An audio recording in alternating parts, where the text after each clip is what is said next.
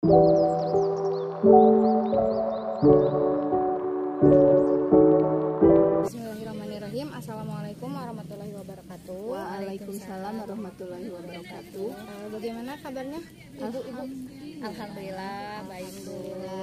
Nah, pada hari ini ibu-ibu kita akan melakukan praktik coaching. Nah, sebelumnya dalam praktik coaching kali ini saya Riana Aprianti sebagai pengamat, kemudian Ibu Ainiresi sebagai coach dan Ibu Iis sebagai coachee.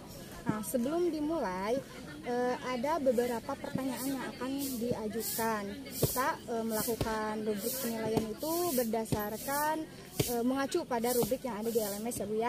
Nah, untuk pertanyaan pertama pada Ibu Ai sebagai coach. Ibu Ai dalam percakapan coaching kali ini kompetensi apa yang akan dikembangkan oleh Ibu Ai? Terima kasih Bu atas kesempatannya. Jadi kompetensi yang sudah kita ketahui itu ada 3. Yang pertama itu kehadiran penuh, kemudian yang kedua pendengar aktif, dan yang ketiga pertanyaan berbobot. Pada kesempatan kali ini saya akan mengembangkan kompetensi yang kedua, yaitu menjadi pendengar yang aktif. Jadi bagian kompetensi yang secara spesifik ingin diobservasi yaitu yang kedua ya, yang mendengarkan aktif. Nah, kemudian menurut Ibu indikator ketercapaian mendengarkan aktif itu yang seperti apa? Jadi begini, nanti ketika saat coaching terlaksana, keberhasilan saya sebagai pendengar aktif itu saya bisa mengetahui kata kunci dari yang disampaikan oleh coach, sehingga saya bisa terkoneksi gitu dalam pelaksanaan coaching itu sendiri. Baik. Nah, untuk prasupervisi mungkin pertanyaannya sampai situ dulu ya Bu, nanti kita lanjutkan di pasca percakapan. Nah, untuk sekarang saya persilahkan Ibu Ai dan Ibu Iis untuk melakukan percakapan coaching. Dipakai dipersilakan. Terima kasih Bu. Selamat pagi Bu Is. Selamat pagi Bu Ai. Kayaknya suasananya sama ya, ini agak-agak mendung nih. Iya Bu, memang ini suasananya agak mendung. Sebenarnya agak mendukung juga nih dengan perasaan saya. Sebenarnya ada sesuatu yang mau saya sampaikan dan menjadi ganjalan di pikiran saya sebenarnya Bu. Tidak terlalu rumit tapi menguras hati dan pikiran begitu Bu. Kalau boleh saya tahu apa itu ya Bu? Sebenarnya ini masalah di pekerjaan Bu ya. Karena memang sebenarnya sama pekerjaan kita itu sebagai pengajar, dan permasalahan ini bagi saya ini memang penting, dianggap penting, karena kita sebagai guru itu fungsinya kan untuk membimbing ya Bu, membimbing, mengarahkan siswa, tapi ternyata di lapangan itu tidak semudah seperti apa yang kita bayangkan. Fokus permasalahan saya pada hari ini itu saya memiliki seorang siswa Bu. Nah, dari beberapa tahun ke belakang ini alhamdulillah siswanya itu memang standar dan seperti biasa seperti siswa yang lain.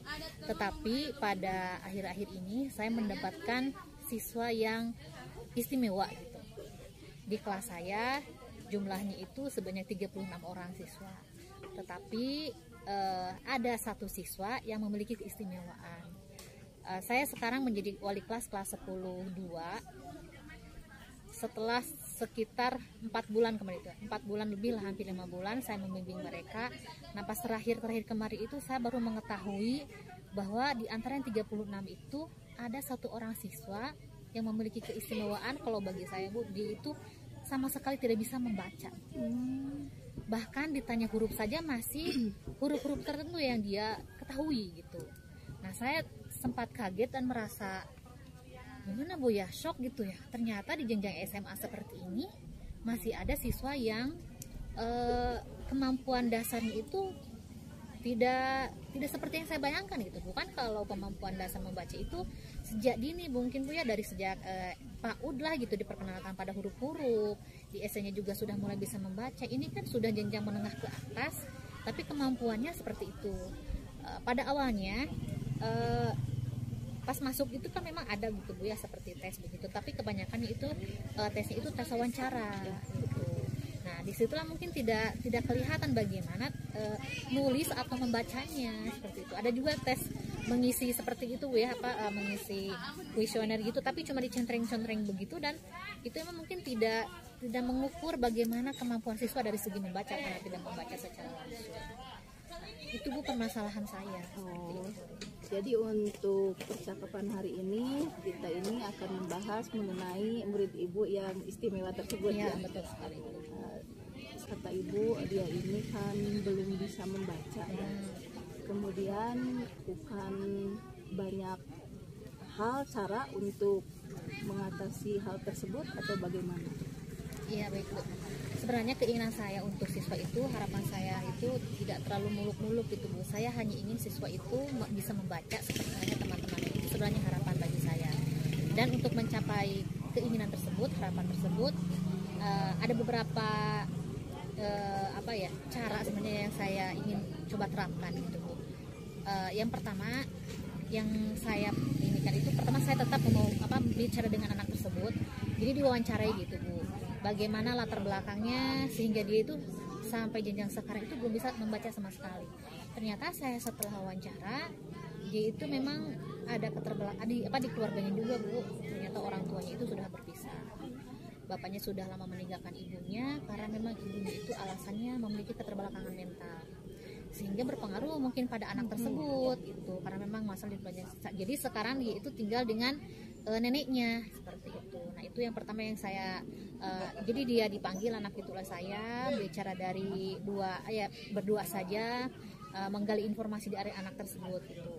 Dan terakhir pas saya tanya apakah memang betul kamu tidak bisa membaca, dia mengakui Bu, betul Bu saya tidak bisa membaca. Terus saya tanya, memang dari TK, dari SD, SMP tidak pernah ketahuan gitu. Nah, katanya kalau SD memang ketahuan, tapi gurunya katanya selalu membimbing, tapi katanya saya nggak bersungguh-sungguh katanya gitu Bu. Nah kalau pas SMP ternyata pas saya tanyakan itu, SMP itu karena daring bukan selama 2 tahun setengah, jadi guru tidak bisa mengontrol katanya kemampuannya seperti apa. Dan pas kemarin masuk ke SMA juga dalam kondisi masih belum seperti normal biasa, jadi ya ketahuannya baru sekarang gitu Bu. Nah, yang ingin saya langkah itu yang setelah saya wawancara bagaimana ininya, karena saya juga takut begini Bu, takut anak itu memiliki kelainan psikologis gitu, jangan sampai itu juga ada apalagi gitu di anak tersebut. Tapi sebelum saya mengarah ke situ, saya ingin mencoba dulu juga Bu, saya ingin mengajak siswa tersebut itu untuk belajar membaca lah gitu Bu. Saya akan ukur kemampuannya seperti apa kalau misalkan saya didik sedikit-sedikit, saya ajarkan cara membaca, apakah ada perkembangan atau tidak. Itu cara yang kedua setelah wawancara. Dan selanjutnya cara yang ketiga, saya itu ingin berkolaborasi juga dengan guru yang lain Bu. Ya, dengan guru yang lain, seperti misalkan guru bahasa Indonesia barangkali memiliki ada trik cara tertentu agar anak tersebut itu lebih cepat membacanya dibandingkan anak TK misalkan yang baru mengenal huruf. Itu baru rencana itu saja sih Bu yang saya inikan gitu.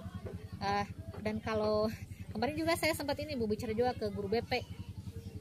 Tapi BP bilang silahkan tangani dulu wali kelasnya, kalau mau wali kelasnya ada kendala seperti apa nanti boleh dibantu dengan BP. Baru itu sih saya.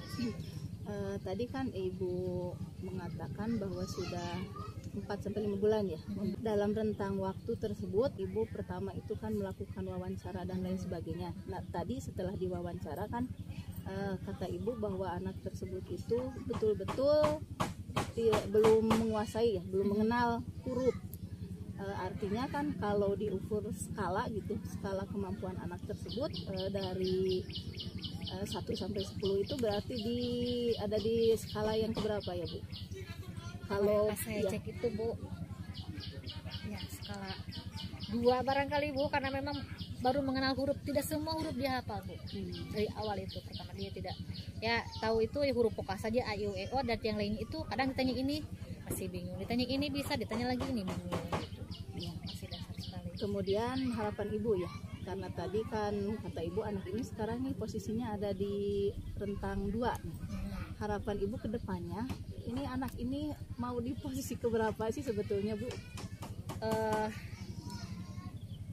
Sederhana saja Bu, pokoknya saya itu dia mau bisa membaca baik 2 atau 3 kata lah, berapa pokoknya membaca tingkat dasar lah gitu Bu untuk anak-anak, agar kalau dia sudah bisa membaca Bu, koneksi kita di dalam pembelajaran itu dia bisa dapat gitu. Kalau misalkan ada yang harus di SMA ini kan jenjangnya sudah menganalisis, menginterpretasikan apa yang dia dapat gitu. Bagaimana menulis sedangkan kemampuan dasar membacanya saja untuk literasi itu sangat ini gitu, sangat minim.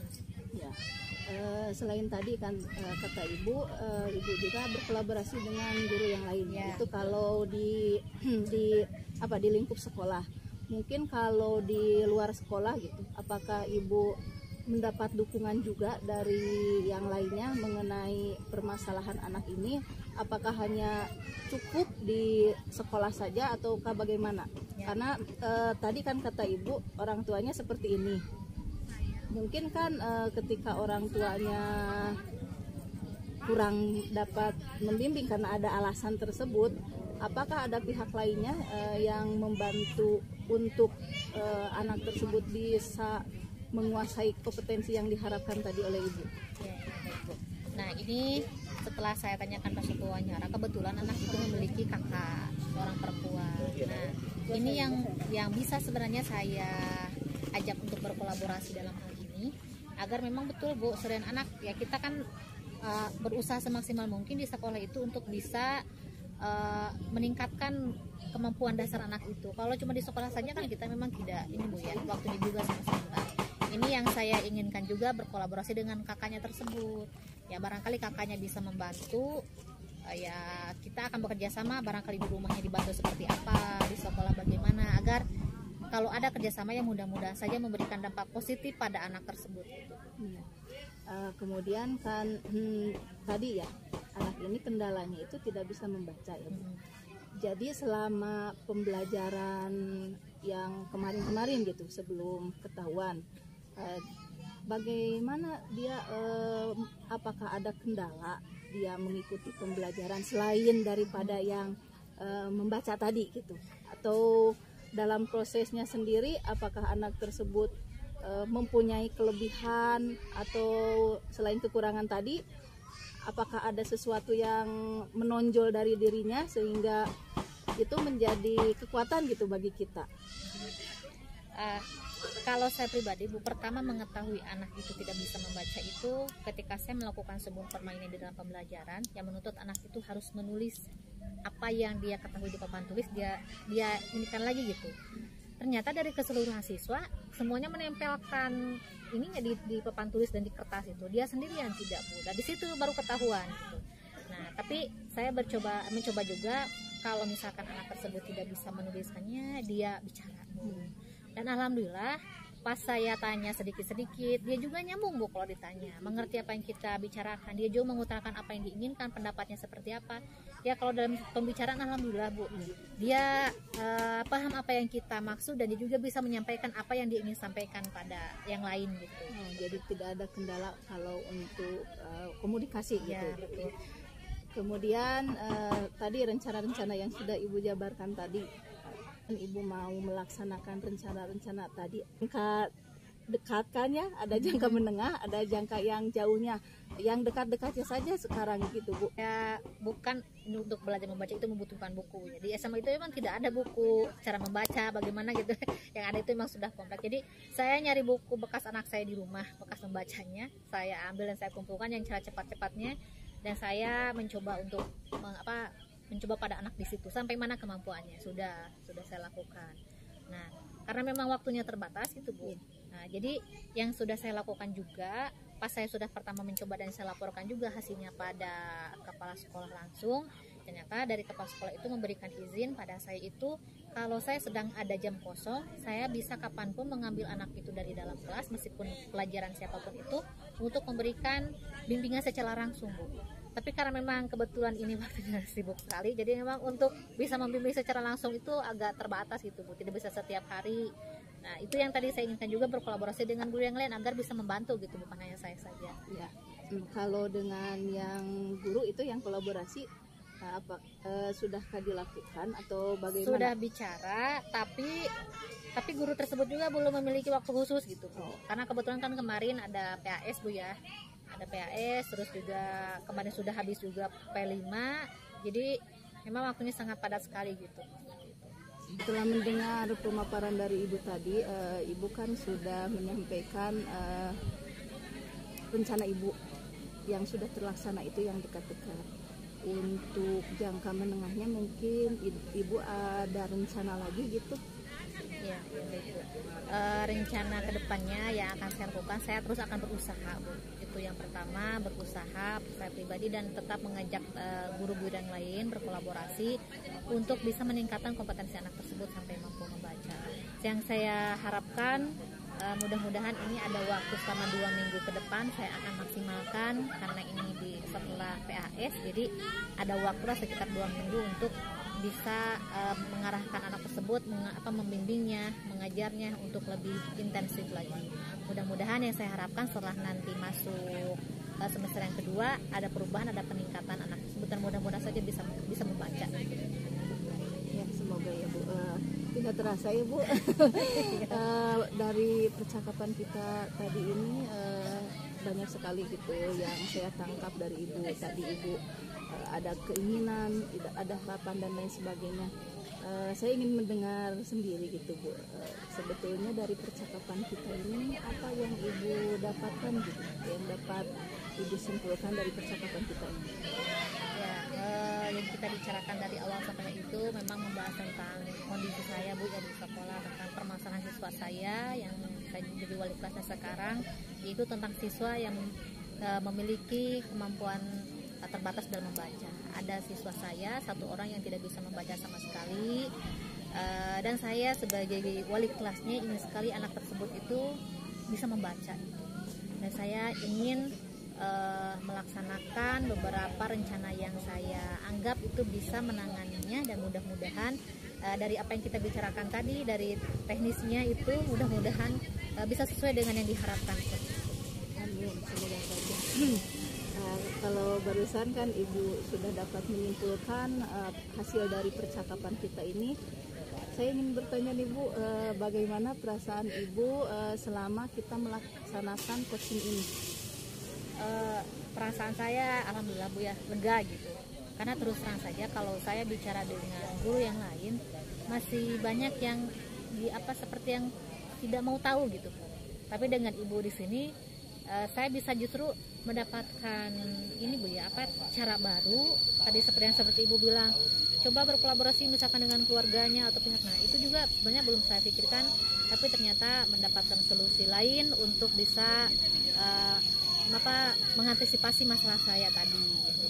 Dan mudah-mudahan sesuai dengan rencana dan harapan. Jadi terima kasih kepada Ibu, alhamdulillah saya merasa lebih tercerahkan lah istilahnya gitu Bu, tentang masalah yang saya hadapi tentang siswa ini. Alhamdulillah ya Bu, selama kita melaksanakan coaching ini kita terbangun suasana yang nyaman gitu. Ya. Karena kenyamanan itu yang justru menjadi kunci utama ketika kita dapat menemukan solusi itu, karena kita nyaman dengan orang yang berbicara. Semoga saja tadi permasalahan-permasalahan yang Ibu sudah sampaikan, kemudian juga harapan-harapan Ibu untuk murid tersebut bisa tercapai juga. Kemudian Ibu pun selalu semangat untuk dapat selalu belajar dan membelajarkan murid-murid kita. Kemudian sabar dan sabar. Kemudian alhamdulillah untuk sesi coaching hari ini kita sudah lewati. Terima kasih kepada Ibu. Wassalamualaikum warahmatullahi wabarakatuh. Waalaikumsalam warahmatullahi wabarakatuh. Terima kasih kepada Ibu Anggi Resti dan Ibu Iis yang telah melakukan percakapan coaching. Nah, selanjutnya kita akan kembali ke pasca percakapan, pertanyaan pasca percakapan.